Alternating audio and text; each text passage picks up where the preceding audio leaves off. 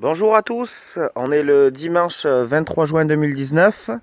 On se retrouve pour une petite vidéo du jardin.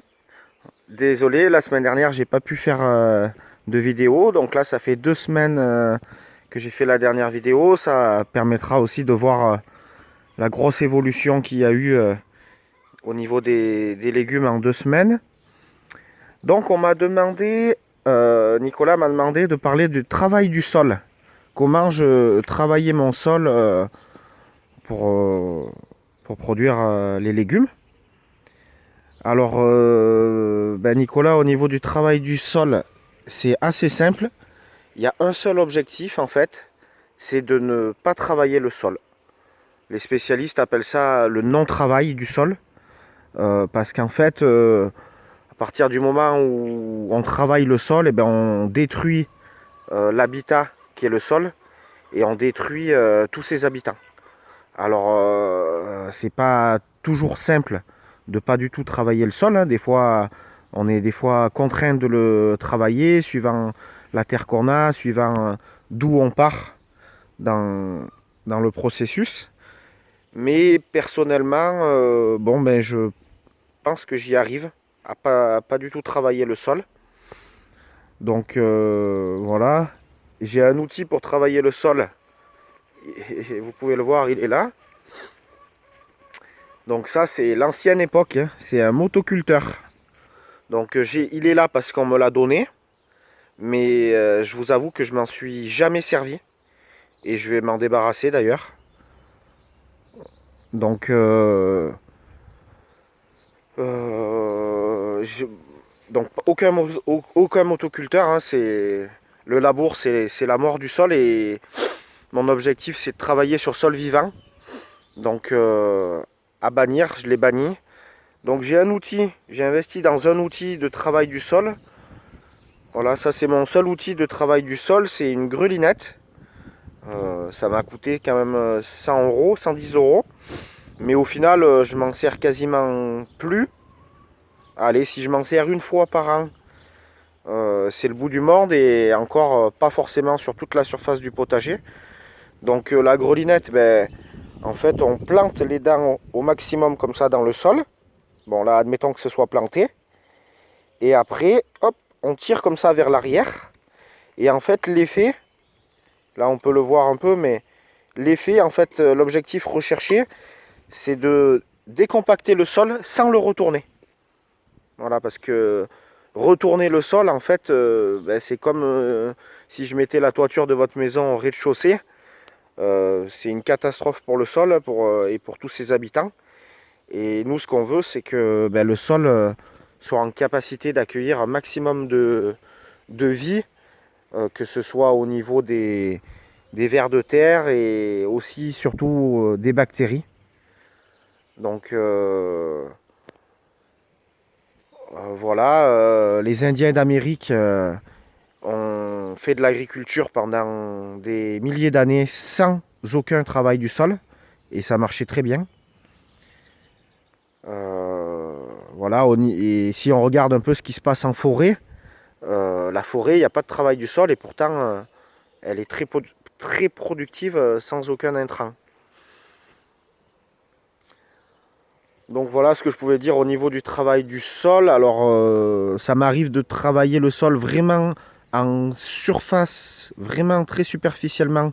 Mais en fait, c'est pas pour travailler le sol, c'est pour désherber, quand il y a besoin de désherber. Donc je passe un petit coup de binette vraiment dans le 1-2 premiers centimètres pour enlever les herbes sauvages. Mais sinon, à part ça, aucun travail du sol. Le travail du sol, en fait, il est fait naturellement par les vers de terre, par les micro-organismes du sol. Et tout ça, c'est permis par à la fois l'organisation en planches permanentes, c'est-à-dire que vous voyez ces planches-là de 75 cm de large, personne n'y marche dessus, personne n'y roule dessus. On passe toujours dans les passe-pieds qui sont là enherbés. Et donc, ça, c'est une première chose. Et la deuxième chose, c'est la couverture du sol. C'est-à-dire que, là, vous pouvez le voir, mais il n'y a quasiment aucune zone du potager où le sol est nu. Parce qu'en fait, un sol nu, c'est un sol qui commence à mourir. Donc en fait, l'objectif, c'est d'avoir soit une couverture végétale vivante avec les légumes. Comme là, par exemple, sur cette zone-là, les légumes commencent à bien couvrir le sol. Hein, vous voyez pratiquement pas la terre nue. Ou alors, s'il n'y a pas assez de légumes, les légumes sont trop petits pour couvrir le sol, et ben du paillage. Voilà, comme ça. Comme vous voyez là, ou là par exemple, le légume est encore tout petit, le melon, pour couvrir le sol. Donc ben, c'est le paillage qui a tout autour qui fait cette protection du sol et qui le rend vraiment un habitat super riche. Et donc qui permet dessous à toute la vie de faire son travail de fertilisation du sol. Donc j'espère que vous aurez compris un peu ma façon de faire au niveau du travail du sol, c'est-à-dire le minimum avec objectif zéro travail du sol. Et on voit quand même que si on regarde là un peu,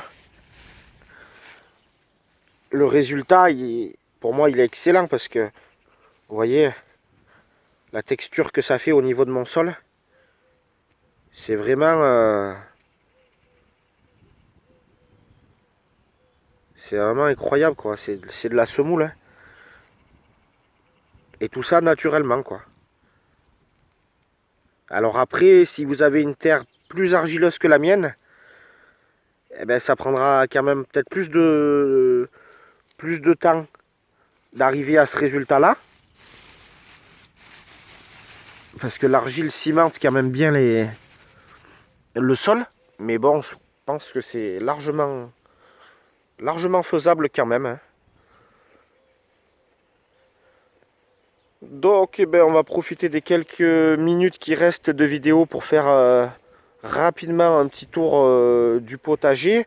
Donc vu que j'ai fait mes semis moi-même, la plupart de mes semis moi-même, c'est vraiment un axe sur lequel j'ai envie de progresser. Donc j'achète de moins en moins de plants, je les produis moi-même à partir de la graine, soit que j'ai récupéré sur mes légumes, donc ça c'est l'idéal. Ici on voit une laitue en fleurs. Donc ça, à la base, c'est une salade. Là, elle monte à peu près 1,30 m de hauteur. Et ça y est, elle fait ses premières fleurs. Donc, une fois la pollinisation terminée, ben, je pourrais récolter des milliers de graines sur une seule salade. Donc, oui, je disais, donc faire mes graines moi-même ou alors les acheter dans le commerce. Mais au maximum de partir de la graine et de faire les semis moi-même. Comme ces salades-là, là. Ben, je suis parti de la graine. Là, elles sont encore petites, mais voilà.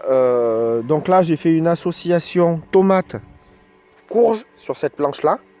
On va voir ce que ça donne, mais du coup, le fait de faire mes semis moi-même, ben, j'en ai quand même beaucoup trop. Par rapport à si j'achète les plants, ben, j'achète en général juste le nombre qu'il me faut, alors que quand je fais un semis ben, qui réussit, ben, j'en ai toujours trop. Donc ben, ça m'oblige à densifier encore plus les plantations. Donc cette année, ben, si ça fonctionne comme prévu, ben, j'aurai encore plus de production sur la même surface. Donc là, on voit les tomates qui, ça y est, commencent à bien démarrer. J'ai commencé à les attacher. Là, on voit les salades qui sont absolument magnifiques. Elles sont prêtes à ramasser. Hein. Donc, salades magnifiques. Elles sont énormes.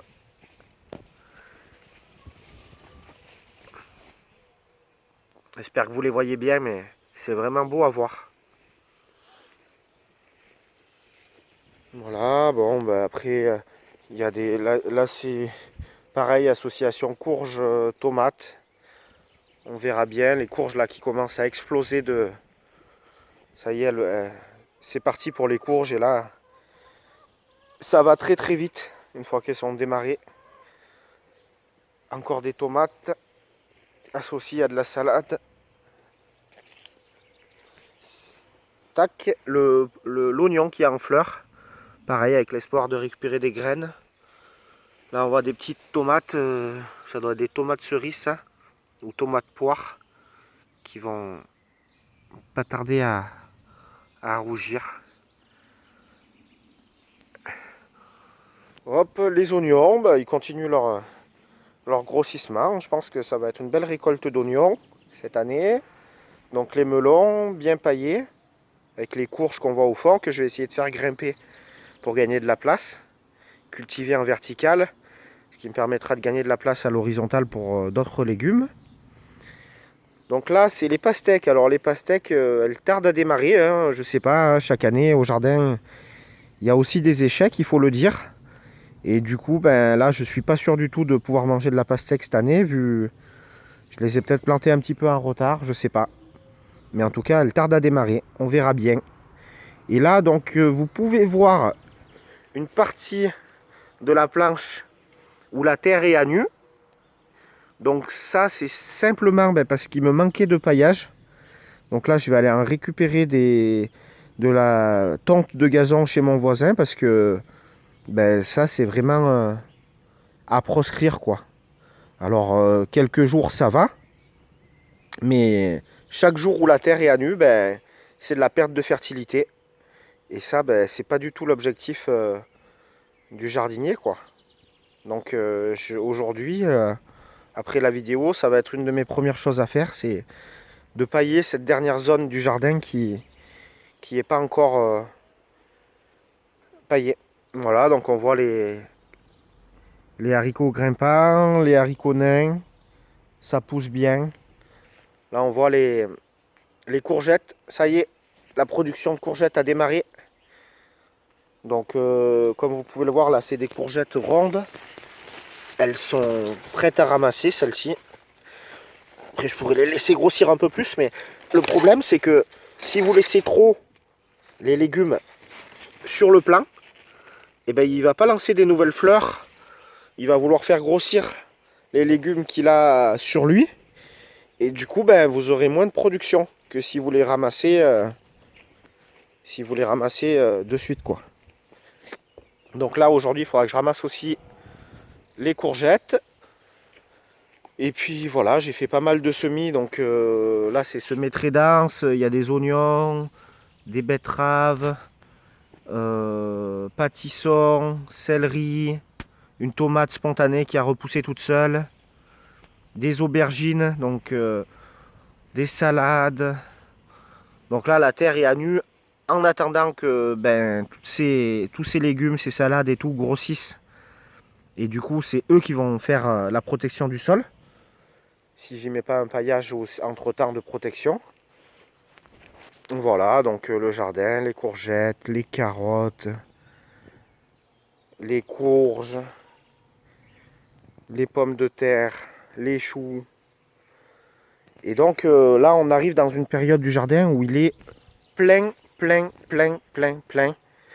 Et pourtant, j'ai encore tous mes choux à repiquer début juillet, ainsi que les poireaux. Donc en fait, il faudra que je sois inventif, que je trouve de la place. Alors normalement, les pommes de terre, je les aurai ramassées, donc ça va me libérer de la place. Peut-être les oignons aussi. Et sinon, il faudra que je sois inventif pour trouver de la place pour les légumes d'hiver. Voilà, voilà pour cette vidéo au jardin. Donc en juin 2019, le 23, 24, je ne me rappelle déjà plus. Allez, à bientôt pour une nouvelle vidéo.